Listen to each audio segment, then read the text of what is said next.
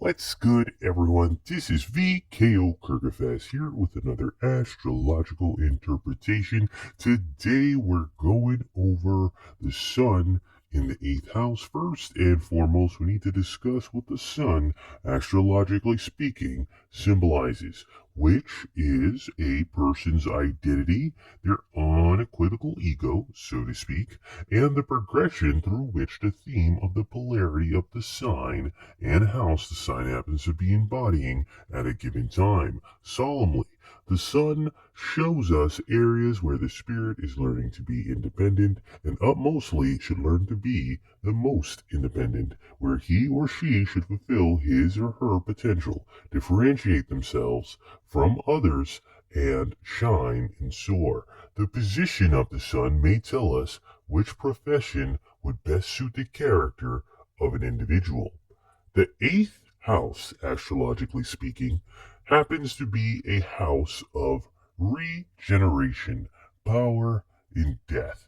The eighth house is one of the three houses ladled in mysticism in general and in the chart, and one of the most difficult to understand, sometimes called the house of transcendence. In regards to the spirit, the eighth house is a house steeped in energetic resonance of sex, birth, death, and the afterlife, or the astral realm, and realms one is destined for after this life.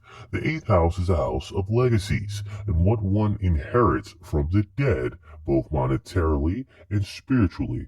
The eighth house also rules money that belongs to one's partner or significant other, taxes, and debts. The eighth house may give some insight into when one may die.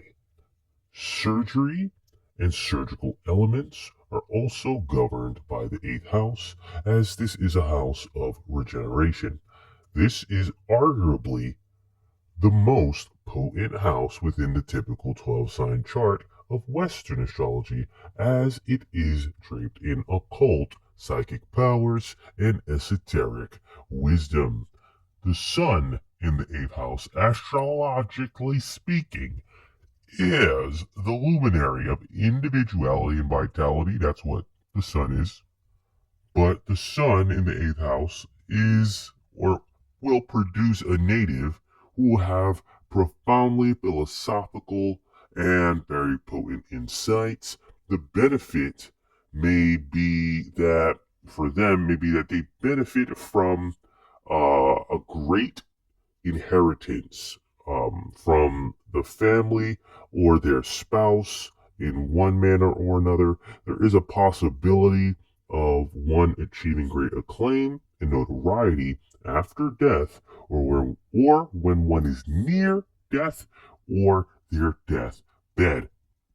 In either instance, let me see here. I do believe there are some benefic points of contention. The native may also take pride in their responsibilities. That's kind of the benefic point of contention for this interpretation. Some malefic points of contention.